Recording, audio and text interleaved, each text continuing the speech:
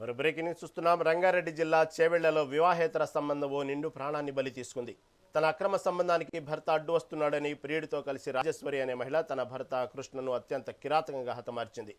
గురువారం రాత్రి కృష్ణ నిద్రిస్తున్న సమయంలో ప్రియుడు శరత్ను పిలిపించి ఇద్దరు కలిసి దిండుతో ముఖంపై అదిమి పట్టి ఊపిరాడకుండా చేసి హత్య చేశారు.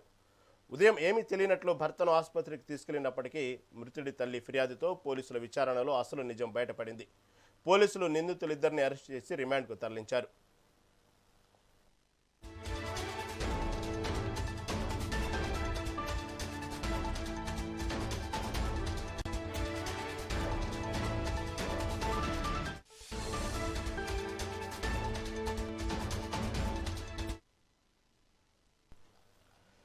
రంగారెడ్డి జిల్లా చేవెళ్లలో వివాహేతర సంబంధం ఓ నిండు ప్రాణాన్ని బలి తీసుకుంది.